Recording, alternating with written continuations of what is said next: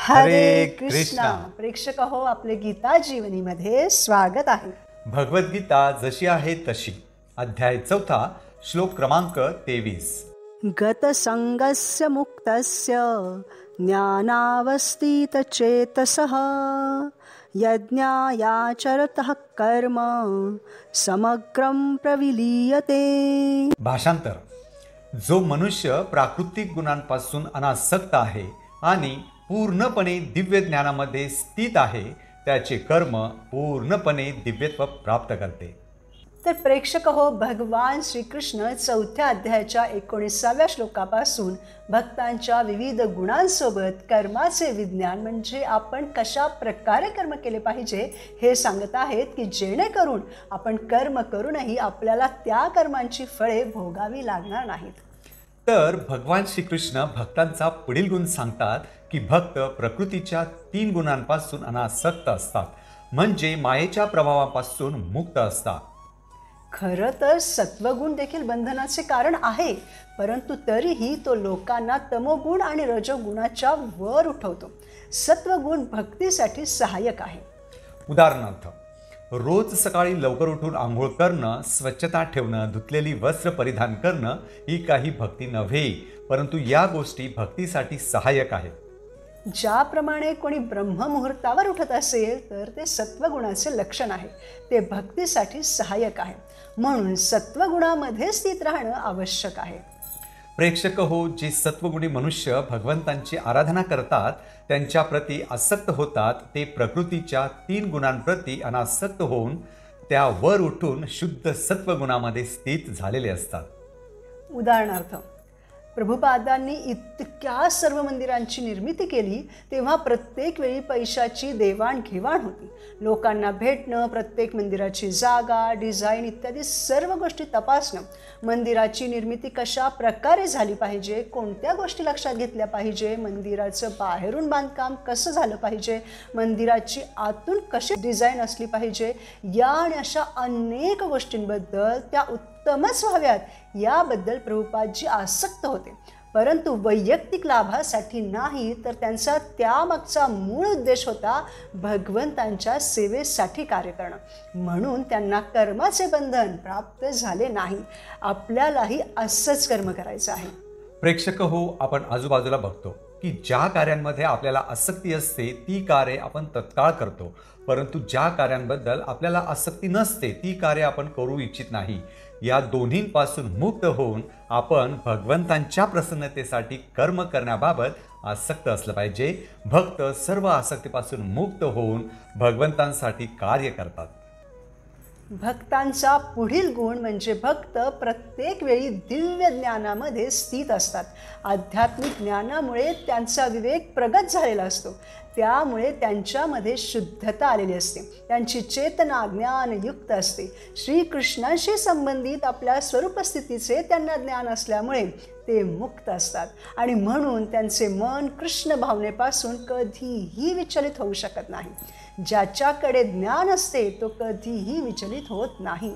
उदाहरणार्थ, आपल्याला एखाद्या विद्यापीठामध्ये प्रवेश घेण्याकरता फॉर्म भरायचा जायचा आहे, पण आपण तेथे कधी गेलो नाही, तिकडे जाण्याचा रस्ताही आपल्याला माहीत नाही, आपल्याला कोणाला भेटायचं हेही माहीत नाही, कोणाशी बोलायचं, फॉर्म कुठे जमा करायचा यापैकी आपल्याला काहीच ज्ञान नसेल, तर आपलं मन खूप विचलित राहतं, आपण घाबरतोही. पण त्याऐवजी जर एखादा त्या विद्यापीठाबद्दल जाणत असेल, कसं जायचं तेही जाणत असेल, कोणाला भेटायचं, काय करायचं हे सगळं काही त्याला ज्ञात असेल, तर तो विचलित न होता आत्मविश्वासाने तिथे जातो. त्याचप्रमाणे मनुष्य त्याच्या भगवान श्रीकृष्णांबरोबरच्या संबंधाबद्दल जाणत नसेल तर तो नेहमी विचलित राहतो. परंतु ज्यांनी आपला भगवंतांबरोबरचा संबंध जाणलेला आहे ते कधीही विचलित होत नाहीत, कारण त्यांना भगवंतांबद्दल थोडं का होईना ज्ञान असतं. प्रेक्षक हो, आपली जी चेतना आहे ती ज्ञानाने युक्त असली पाहिजे. मी हे शरीर नाही तर आत्मा आहे हे पहिलं ज्ञान, आणि मी भगवान श्रीकृष्णांचा सनातन अंश आहे हे दुसरं ज्ञान होय. या भावाने जेव्हा आपण कर्म करतो तेव्हा ते कर्म भगवंतांना प्रसन्नता देतं आणि आपल्याला बंधन मुक्त करतं. म्हणून भक्त जे काही करतात ते आदी विष्णू म्हणजे श्रीकृष्णां प्रित्यर्थ करतात. येथे श्रीकृष्णांना आदी विष्णू म्हटलेलं आहे कारण श्रीकृष्णांपासूनच 3 विष्णूंचा विस्तार होतो. श्रीकृष्णांपासूनच महाविष्णू किंवा कारणोदकशाही विष्णू, गर्भोदकशाही विष्णू आणि क्षीरोदकशाही विष्णू असा विस्तार आहे. विष्णूंची ही 3 रूपे श्रीकृष्णांपासूनच येतात. हे जो जाणतो तो मुक्त असतो. आणि म्हणून भक्तांचा पुढील गुण म्हणजे ते त्यांचे कर्म यज्ञाप्रमाणेच करतात. यज्ञ म्हणजे तपस्या, त्याग, स्वार्थरहित होऊन कर्म करणे होय. आणि भगवंतांना यज्ञ पुरुष म्हटलं जातं. म्हणून यज्ञाचा उद्देश हा परमपुरुष श्री विष्णू किंवा श्रीकृष्णांना संतुष्ट करणे हाच असतो. जो भगवान श्रीकृष्णांबरोबरच्या त्याच्या संबंधांना जाणून प्रत्येक कर्म श्रीकृष्णांप्रती समर्पित होऊन करतो, श्रीकृष्णांच्या प्रसन्नतेसाठी करतो, तो प्रत्येक कर्म करताना यज्ञच करीत असतो आणि म्हणून त्याला त्या कर्माचं फळ भोगावं लागत नाही. उदाहरणार्थ, अर्जुनाने कितीतरी योद्ध्यांचा वध केला परंतु त्याला त्या कर्माचं फळ बांधू शकलं नाही.